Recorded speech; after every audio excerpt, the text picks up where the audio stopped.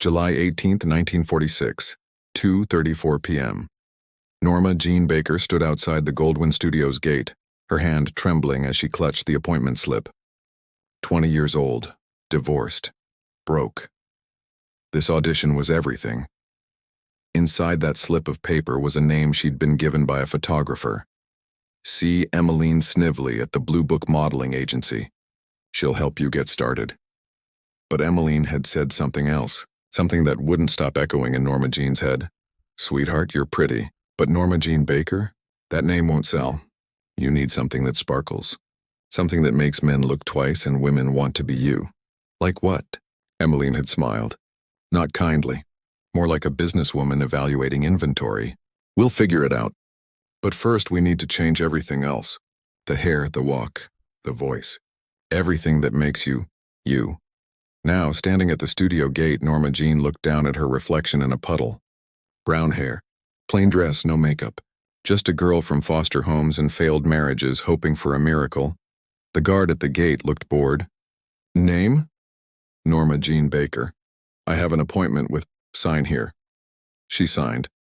Her real name, for what she didn't know would be one of the last times.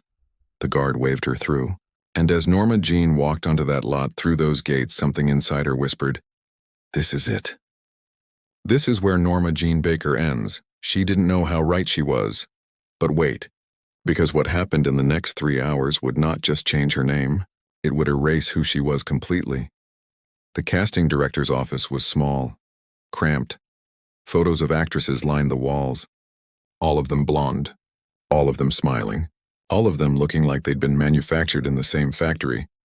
Miss Baker, a woman in her 40s, sharp eyes, sharper suit. I'm Lucille Ryman, have a seat. Norma Jeane sat. Tried not to fidget. Lucille looked her up and down. Not at her face, at her body, her legs, her chest, like she was evaluating a horse. Turn around, Norma Jeane stood. Turned slowly. Good bone structure. Nice figure. But the hair has to go. And we'll need to work on your voice. It's too breathy, too uncertain. Men like confidence, or at least the appearance of it. I can learn. I can be whatever you need. Can you? Lucille leaned back. Because here's the thing, sweetheart. Hollywood doesn't need another Norma Jeane. It needs fantasy. It needs escape. It needs someone who isn't real. Can you be unreal? Norma Jeane didn't understand. I just want to act. Acting is the smallest part of this job. The real job is being looked at, being desired, being whatever the audience needs you to be in that moment. Lucille pulled out a contract. If you sign this, you're agreeing to a complete transformation. New name, new hair, new image. The studio will control everything. Your appearance, your relationships, your public persona. You become our property. Property, product, asset, whatever you want to call it. The point is, Norma Jeane Baker will cease to exist. You'll become whoever we create, and that creation will be owned by this studio. Norma Jeane stared at the contract. Her hand hovered over the pen. What if I don't want to change? What if I just want to be myself? Lucille laughed. Not cruelly, more like someone explaining reality to a child. Yourself doesn't sell tickets, honey.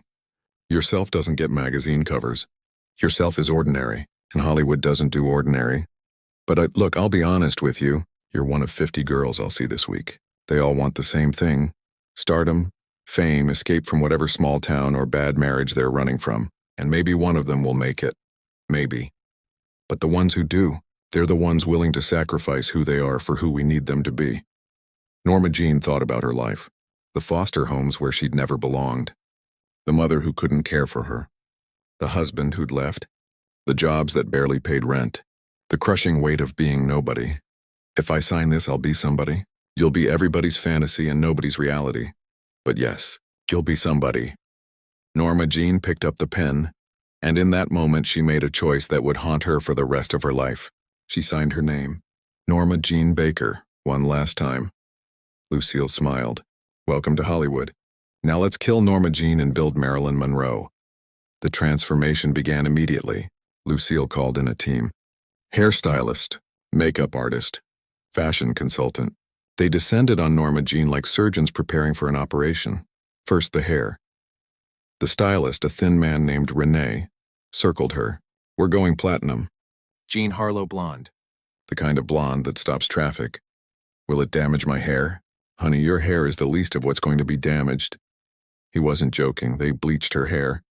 6 hours in a chair, chemicals burning her scalp, tears streaming down her face. But when it was done, she didn't recognize herself in the mirror.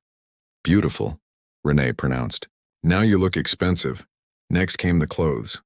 The consultant, a woman named Vera, brought in racks of dresses. All tight, all revealing. All designed to emphasize curves. I usually wear more. Modest clothing, Norma Jeane said quietly. That's because you were Norma Jeane. But Marilyn, Vera held up a dress that looked like it was painted on. Marilyn doesn't hide. She flaunts. She knows her power and uses it, but I don't feel powerful. Then learned to fake it. That's what acting is. They dressed her, did her makeup, taught her how to walk, wiggle. Like you're balancing books on your head but want everyone to know you're not wearing underwear. Norma Jeane practiced, felt ridiculous, felt like a fraud. But when she looked in the mirror, she gasped. The woman looking back wasn't her. It was someone else. Someone confident, sexy, untouchable. Who is that? She whispered. That, Lucille said from behind her, is Marilyn Monroe. The woman you're going to become. Over the next weeks, the transformation continued. Voice lessons. Softer, breathier, like you're always telling a secret. Acting classes. Don't think, feel. Men don't want to see intelligence. They want to see availability. Photo shoots. Hundreds of them. Learning to pose, to pout, to project desire without seeming desperate. And through it all, Norma Jeane felt herself disappearing. Every lesson, every photo, every coaching session filed away another piece of who she'd been. One night, alone in her small apartment, she looked at an old photo. Her and her mother before the hospitals, before the foster homes, when Norma Jeane had been just a little girl who loved to read and dreamed of being a teacher. She stared at that little girl's face. I'm sorry, she whispered. I'm so sorry. But the next morning she went back, put on the costume, became Marilyn again. 6 months into her contract, she landed her first real role. A small part in a film called Dangerous Years, 3 lines. Barely in frame. But it was something. On set, the director called her Marilyn. The crew called her Marilyn. Even the other actors called her Marilyn. No one asked about Norma Jeane. No one cared about Norma Jeane. And slowly, terrifyingly, Norma Jeane stopped caring too. But you won't believe what happened when she saw the finished film. Because that's when she realized Norma Jeane was truly gone. The studio held a private screening. All the contract players were invited to see their scenes. Norma Jeane, no, Marilyn now, sat in the dark theater watching herself on screen. And she didn't recognize the woman up there. Oh, the face was hers. The body was hers. But the person? That was someone else. Someone who moved differently, spoke differently, existed differently. Marilyn Monroe was born on that screen, and Norma Jeane Baker had died to make room for her. After the screening, Lucille approached. You were good. Not great, but good. We can work with this. That wasn't me up there. Of course it wasn't. It was better. It was what you could be. What you will be if you commit fully. What if I can't? What if I want to go back to being... There is no going back. Lucille's voice was firm, final. The moment you signed that contract, the moment you bleached your hair, the moment you took the name Marilyn Monroe, Norma Jeane ended. And the sooner you accept that, the easier this will be. That night, Marilyn went home to her apartment. Looked through her old things, photos from her childhood, letters from her mother, a diary she'd kept as a teenager, full of dreams about becoming a teacher, having a family, living a simple, happy life. She read the last entry, written just days before the audition. Dear Diary, tomorrow I'm going to the studio. I'm scared but excited. Maybe this is my chance. Maybe this is how Norma Jeane Baker finally becomes somebody. Maybe this is how I finally matter. Marilyn closed the diary, walked to the kitchen, found a match. She should burn it, burn all of it. Burn every trace of who she'd been so she could fully become who she needed to be. Her hand hovered over the diary. The match lit, but she couldn't do it. Not yet, so she hid everything instead. In a box, in the back of her closet, behind the glamorous dresses and expensive shoes that Marilyn Monroe wore. I'll come back for you, she whispered to the box, to Norma Jeane. When this is over, when I've made it, I'll come back. But she never would. Over the next 5 years, Marilyn Monroe became a star. Small roles became bigger roles. Bigger roles became leads. Leads became iconic performances. Gentlemen prefer blondes. How to Marry a Millionaire. The 7-Year Itch. Each film buried Norma Jeane a little deeper. Magazine covers. The Sexiest Woman Alive. Hollywood's Golden Girl. Every Man's Dream. Interviews where she played the part, giggled, batted her eyelashes, said vapid things about wanting to find the right man, have babies, be a good wife.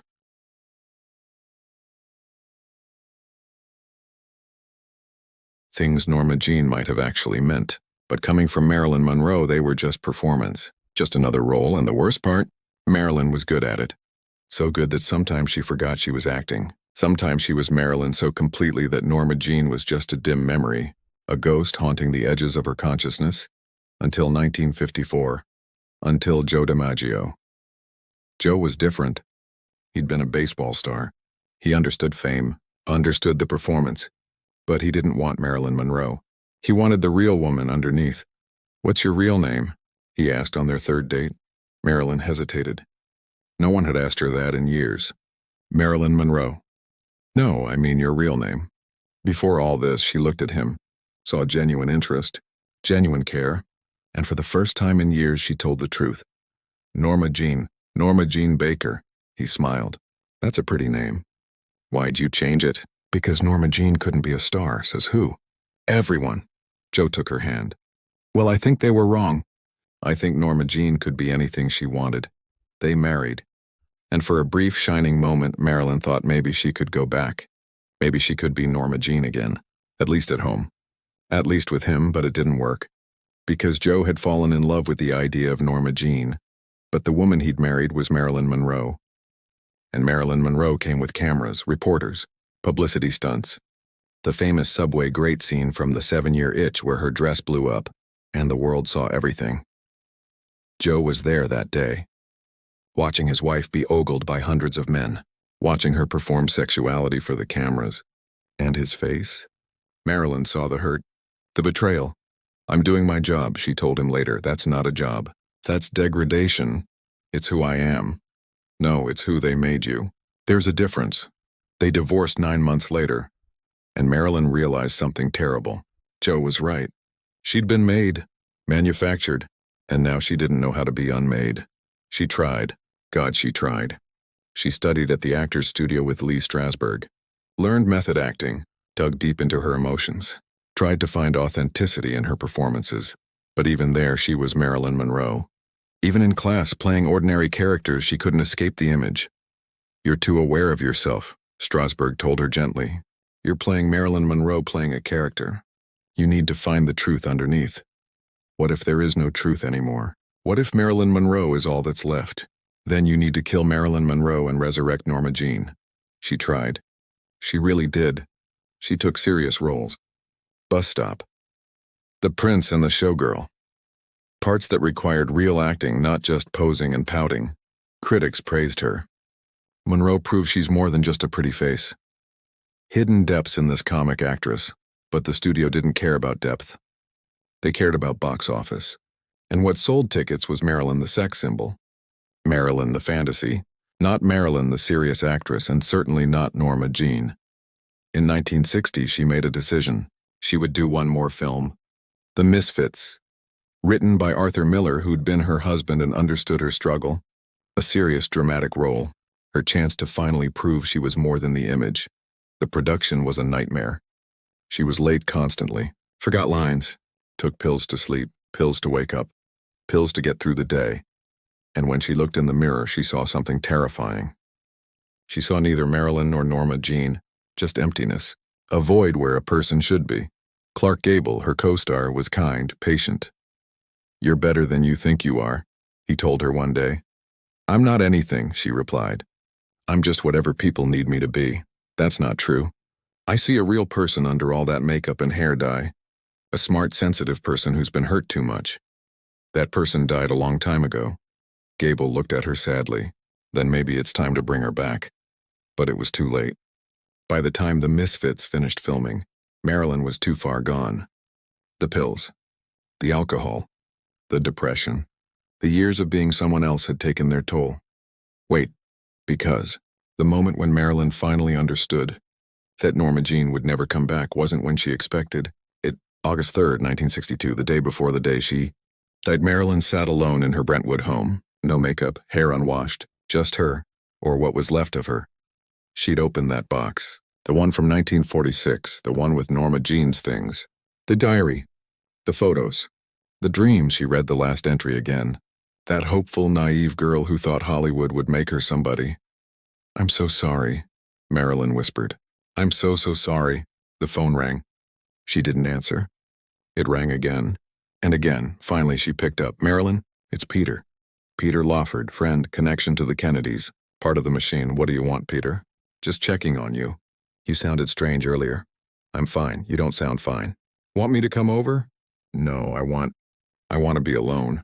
I want to remember what it was like to be real." "What are you talking about?" "Do you know my real name, Peter?" "My name before all this?" "Of course. Norma Jeane. Do you know anything about her? About who she was? What she wanted?" I don't know. I never asked. Nobody ever did." Marilyn looked at the old photos, at the little girl she'd been. "And now it's too late. Because she's gone, and I let her die. I killed her." "Marilyn, you're scaring me. Let me call someone, a doctor. Your therapist. I don't need a doctor. I need a time machine. I need to go back to that day. That audition. And I need to tell that girl, don't do it. Don't sign. Don't let them change you. Stay Norma Jeane. Stay yourself. Because once you become someone else, you can never go back." "Marilyn, Norma Jeane would never come back. I see that now. She's dead. She's been dead for 16 years. And I've been walking around wearing her corpse like a costume." She hung up, sat in the silence of her empty home, surrounded by all the trappings of Marilyn Monroe, the expensive furniture, the designer clothes, the awards and accolades, and she realized she'd traded everything for this. Her identity, her authenticity, herself. And what had she gotten? Fame, money, adoration from people who didn't know her. But she didn't know her either. She'd become so good at being Marilyn Monroe that she'd forgotten how to be anyone else. She picked up the diary, read through all the entries, page after page of a girl's thoughts, dreams, fears, hopes. A girl who'd wanted simple things, love, family, belonging. A girl who'd thought becoming someone else would give her those things. Girl who'd been so wrong. Marilyn walked to the bathroom, looked at herself in the mirror. At the face that had launched 1,000 magazine covers, the face that men fantasized about and women envied, and she saw nothing. No one, just an image, a construct, a lie. She opened the medicine cabinet. Bottles lined up neatly, prescribed by different doctors for different ailments. Pills to sleep, pills to wake, pills to cope, pills to exist. And she thought, what if I just stopped? What if I stopped being Marilyn Monroe? What if I stopped being anything? Her hand reached for the bottles, but then she heard something. A sound from the bedroom. She walked back. The box was open. Norma Jeane's diary was open to the last page, and a breeze from the window was flipping pages backward through all the entries, all the way back to the first one. Dear diary, today is my birthday. I'm 10 years old. My foster family gave me this journal and said I should write my dreams in it. So here's my dream. I want to be happy. I want to be loved. I want to belong somewhere. Is that too much to ask? Marilyn read those words. Words from a 10-year-old girl who just wanted to be happy, and she realized something. Norma Jeane wasn't dead. She'd been buried, suffocated, forgotten. But maybe, just maybe, she could be revived. Maybe it wasn't too late. She picked up the phone, called her lawyer. Martin, it's me. I need you to do something. I want to terminate all my studio contracts. All of them. Marilyn, you can't just... I can and I will. I'm done being Marilyn Monroe. I'm done performing. I'm done being what everyone needs me to be. What will you do? I don't know yet. But I know I need to find out who I am without all of this. Who Norma Jeane could have been. Who she still might be. This will destroy your career. My career destroyed me first. She hung up, called her publicist. No more interviews. No more photo shoots. I'm taking a break. A real one. Maybe forever. You can't just disappear. Watch me. She called her agent. her manager, anyone with a claim on Marilyn Monroe. And one by one, she told them all the same thing. I'm done. That night, for the first time in 16 years, she slept without pills, without makeup, without the weight of being Marilyn Monroe. She slept as Norma Jeane, and she dreamed of being 10 years old again. Before the auditions, before the contracts, before she'd traded herself for stardom. But the truth about that night and what really happened to Marilyn Monroe would remain one of Hollywood's greatest mysteries. Because the next morning she was found dead. Official cause: overdose. Accidental or intentional, no one could say for sure. But those who knew her, really knew her, understood the truth. Marilyn Monroe didn't die on August 5, 1962. Marilyn Monroe died on July 18, 1946, the moment Norma Jeane signed that contract. What died in Brentwood was just the last vestige of a girl who'd been trying to find her way back home. A girl who'd realized too late that some transformations can't be undone, some deaths can't be reversed, and Norma Jeane would never come back.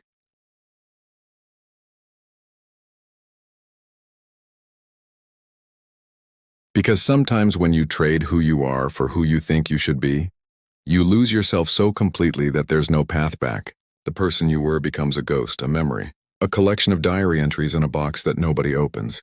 Years later, they found that box. Found the diary, found all of Norma Jeane's things carefully preserved, as if Marilyn had been keeping them safe, as if she'd always planned to return to them. But she never did. And that's the real tragedy of Marilyn Monroe. Not that she died young. Not that she was used and exploited, but that she'd willingly erased herself, thinking it would make her matter, thinking it would make her somebody. When the truth is, she'd always been somebody. She'd always mattered. She just hadn't known it. And by the time she figured it out, Norma Jeane was gone forever. The moment that changed everything wasn't her death. It was that day in 1946, that audition, that contract, that choice to become someone else. Because that was the day Norma Jeane Baker died. Everything that came after was just epilogue, just a long, slow fade to black. And this is the story of that moment. The moment when a girl decided to become a fantasy. The moment when identity became commodity. The moment when the real person disappeared so the image could shine.